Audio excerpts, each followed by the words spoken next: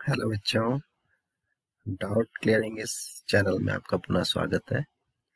आज हम एक अलग टॉपिक सिंपल इंटरेस्ट पर बात करेंगे और ये इम्पोर्टेंट इसलिए है क्योंकि आपके दैनिक जीवन में भी आपके साधारण ब्याज का बहुत महत्व होता है।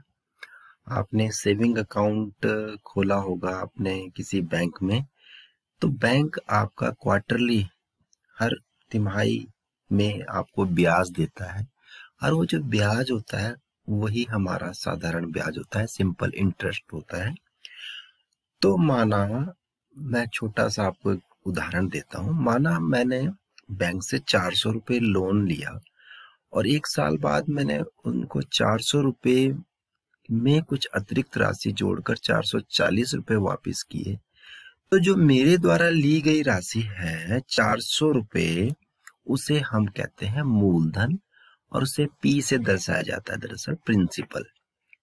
उसके बाद मैंने क्या किया, 440 रुपये बैंक को वापस किए, तो उसे कहते हैं भुगतान, कुल भुगतान धनराशि, और उसे A से दर्शाया जाता है जैसे कि अमाउंट कहते हैं। और कुल भुगतान, अब देखिए मैंने कितने रुपए ज्यादा दिए बैंक को वापस, क्योंकि कोई भी हमें लोन देता है तो वो उस पर ब्याज लेता है, चाहे वो बैंक हो, चाहे हम किसी भी व्यापारिक उससे हम कोई लोन लेते हैं तो हमें उस पर ब्याज देना पड़ता है।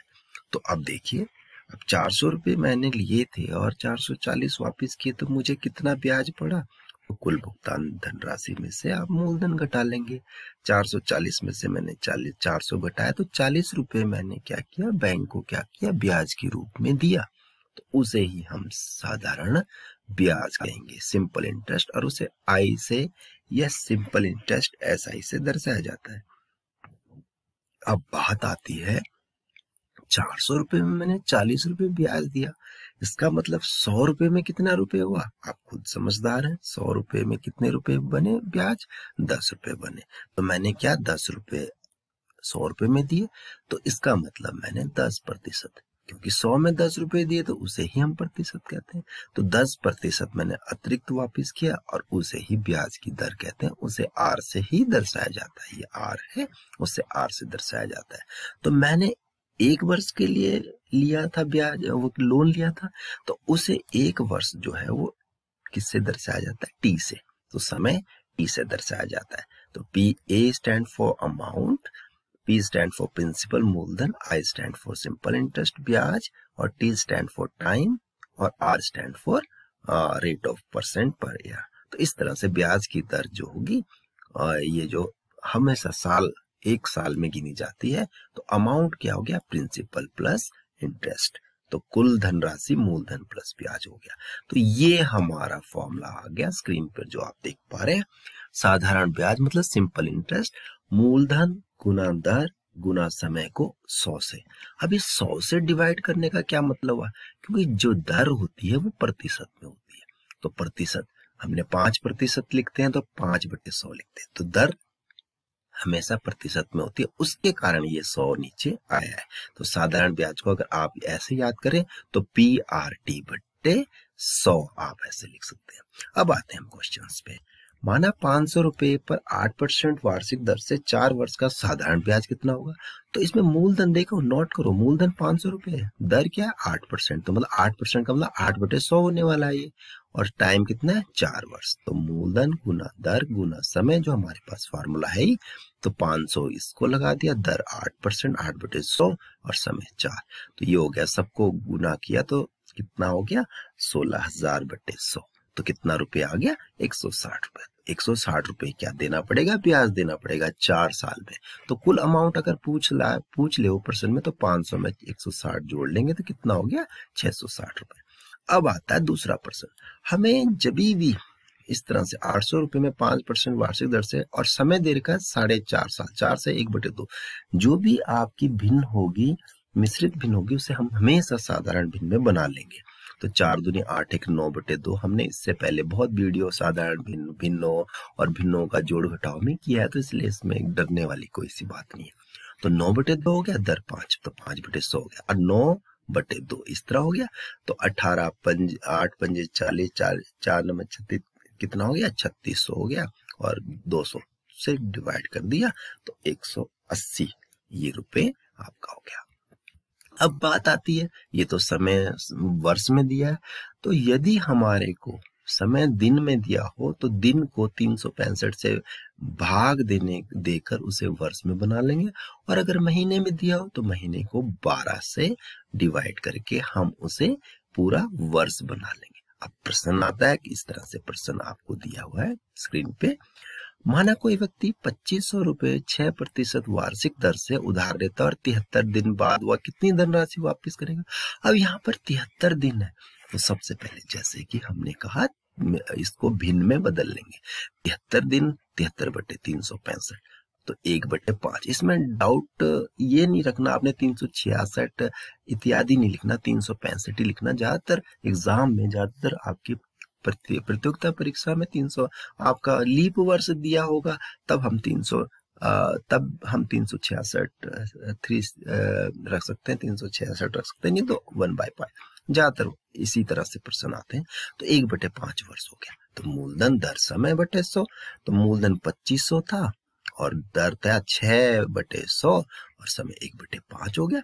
100 से ये दोनों कट गए और 5 से 5 पंजे 25 तो 30 रुपए इसका क्या हो गया ब्याज हो गया। तो कितनी धनराशि वापस करेगा, तो मूलधन प्लस ब्याज। तो 2500 में 30 रुपए जोड़ दिया तो 2530 रुपए आपका उत्तर आ गया।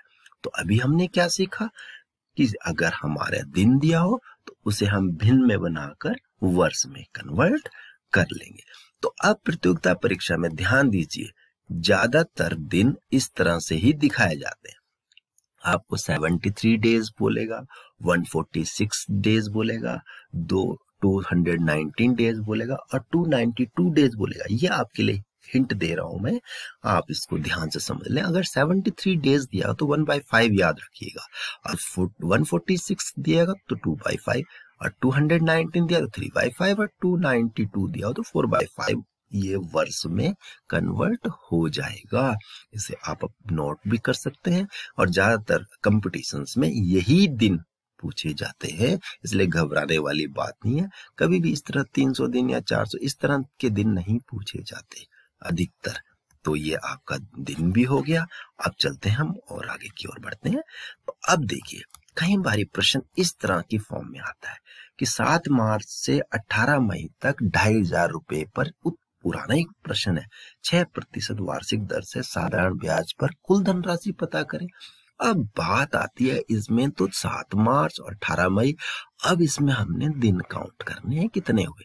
तो ध्यान रहे, आपको दिनों का पता है कि जनवरी में 31 दिन होते हैं, फरवरी में 28 या 29 दिन होते हैं, मार्च में फिर 31 दिन होते हैं। ये आपको अगर नहीं पता तो अलग से वीडियोस के लिए बनाई जा सकती है, और ये आपको शायद पता होगा। तो हमारे मार्च में 31 दिन होते हैं, तो हमने फॉर्मूला ऐसे ध्यान देना है कि हमने पहले दिन निकाल लेने पूरे। मार्च में 31 दिन होता है तो 31 माइनस जो तारीख दी है, क्योंकि कोई भी बैंक जो होता है जो जिस दिन से ब्याज देता है उसी, जिस दिन से आपको लोन देता है उसी दिन से आपको ब्याज लगाना शुरू कर देता है। तो 31 दिन होते हैं मार्च में, उसमें 7 माइनस कर देना और जमा 1 कर देना। ये ध्यान रखें क्योंकि 7 भी इसमें शामिल है। तो बच्चे गलती क्या करते हैं, 31 में से 7 घटा लेते हैं बस, लेकिन हमारा 1 और जुड़ेगा। ध्यान रहे इस बात को, ये बहुत ही इंपॉर्टेंट बात है यहाँ पर। और अप्रैल में कितने दिन होते हैं, 30 दिन होते हैं। और मई में 18 तारीख, तो मई में 18 दिन, जो तारीख है वही आपने जोड़ लेना है। तो 25 प्लस 30 प्लस 18 कितने दिन हो गए, 73 डेज हो गए। और क्वेश्चन जो पुराना ही प्रश्न है 25,100, जो पुराना प्रश्न था अभी आपने देखा स्क्रीन पे, इससे पहले वाला जो प्रश्न था उसके बाद ये प्रश्न वही होने जा रहा है। 2500 दर 6% और समय क्या हो गया, 73 दिन हो गया, जो कि 1/5 आपका हो जाएगा। तो आप इस तरह के प्रश्न ज्यादातर एग्जाम में आते हैं और कंपटीशंस में बहुत ही अधिक आते हैं। अब चलते हैं, माना हमें क्या दे रखा हो, ब्याज दे रखा हो, दर दे रखा हो और समय दे रखा हो, लेकिन हमें मूलधन पता करना हो। तो ये जो आपका मूलधन का फॉर्मूला है, ब्याज गुना 100 बटे दर गुना समय। अब देखिए प्रश्न, 5% वार्षिक दर से कितनी राशि पर 8 साल में 280 रुपए ब्याज प्राप्त हो जाएगा? तो 5% धनराशि जो जो हमारे पास है उन्हें लिख देंगे, और ब्याज कितना है 280, और समय कितना 8 वर्ष। तो मूलधन क्या हो गया, ब्याज गुना 100 बटे दर इंटू समय, यही देखो। तो 280 गुना 100, 5 गुना 8, तो 28,000 बटे 40, तो 700 रुपए आपका क्या आ गया, उत्तर आ गया। तो यही हमारा मूलधन है। अब इसका उल्टा चलते हैं, हम करते हैं, मूलधन हमारे पास माना 700 रुपए है, दर 5% है, समय 8 है, ब्याज पता करने, ब्याज तो हमें पता है ऊपर 280, लेकिन माना हम इसी का एक प्रश्न और निर्माण कर देते हैं। तो देखिए करते हैं, साधारण ब्याज क्या है, मूलधन दर समय बटे 100, तो डाला इसको, 700 गुना 5 गुना 8 बटे 100, तो 28,000 बटे 100 आया ना 280। तो प्रश्न चाहे कैसा भी हो, फॉर्मूला हमारा मेन जो फॉर्मूला है यही है, इसे ही हम उलट पुलट के हम फॉर्मूले लगाते हैं। अब दर की बात आए, दर क्या है, ब्याज गुना 100, ये फॉर्मूला नोट कर लेंगे आप, ब्याज गुना 100 बटे मूलधन गुना समय। विनोद ने विवेक से 1800 रुपए उधार लिए और 5 साल बाद साधारण ब्याज लगाकर 2250 रुपए वापस कर दिए, ब्याज की दर क्या होगी? सबसे पहले तो हम ब्याज निकालेंगे। अब 2250 रुपए उसने वापिस किया, तो 2250 को 18 से 100 से माइनस कर लेंगे, तो 450 उसने ब्याज दिया, तो दर क्या होगी, ब्याज गुना 100 मूलधन गुना समय। तो 45 450 गुना 100 या 1800 गुना 0 काट लेंगे, या सारे मल्टीप्लाई कर देंगे, 3 जीरो कट गए, 3 जीरो कट गए, 9 5 45, दर क्या होगी 45%।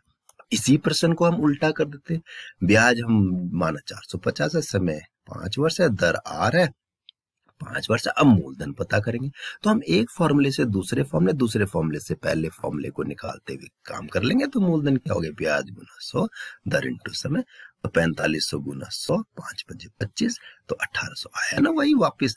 तो हम एक ही प्रश्न से कई तरह के प्रश्न बना सकते हैं। अब आता है हमें, अगर माना हमें समय पता करना हो, अब की बार क्या पता करना है, समय पता करना। तो समय के लिए ये फॉर्मूला है ना, ब्याज गुना 100 दर इंटू मूलधन। 6% ब्याज की दर से कितने समय बाद 1800 रुपए की धनराशि 1280 हो जाएगी। तो मूलधन भी दे रखा है, भुगतान राशि भी दे रखा है, और उसके बाद भुगतान राशि अगर दे रखा है तो दर 6% और समय क्या। अब ब्याज कितना हो गया, 1280 दिया उसने वापिस, तो 480 रुपए क्या हो गया, ब्याज हो गया। तो हम समय दर समय निकाल देंगे, ब्याज गुना 100 बटे दर गुना मूलधन। इस तरह से करते हुए आप निकालते हैं, तो आपको कितना वर्ष निकला, 10 वर्ष। तो आप देख पा रहे हैं हमारा मेन फॉर्मूला यही है, और इसी से हम उल्टा पुल्टा नीचे ऊपर कर रहे हैं और अपने नए नए फॉर्मूलों का निर्माण कर रहे हैं। देखिए ये मेन फॉर्मूला आई पी गुना आर गुना टी बटे 100, और इसको हम पी अगर ले रहे हैं तो हमने ऊपर 100 ले लेना है, आई इंटरेस्ट सिंपल इंटरेस्ट गुना 100 सिंपल इंटरेस्ट गुना 100, और पी है तो आर गुना टी आएगा, आर है तो पी गुना टी आएगा, टी है तो पी गुना आर है। तो यही हमारा फॉर्मूला है। तो आज साधारण ब्याज पर हम इतना ही करते हैं। आपका दिन शुभ हो। देखने के लिए धन्यवाद, और आप इसको सब्सक्राइब कर सकते हैं ताकि आपको कोई भी वीडियो है वो सबसे पहले प्राप्त हो जाए। तो आपने आज क्या क्या सीखा, हमने सीखा समय पता करना, साधारण ब्याज पता करना, और रेट ऑफ इंटरेस्ट पता करना, और इस तरह से हमने बहुत कुछ आज सीख लिया। इस पर हम प्रश्न निर्माण करेंगे, और नई वीडियो में हम स्पेशल टाइप्स ऑफ क्वेश्चंस इसमें लगाएंगे ताकि आपको बहुत अच्छे से साधारण ब्याज क्लियर हो जाए। तो पुनः देखने के लिए धन्यवाद। आपका दिन शुभ हो।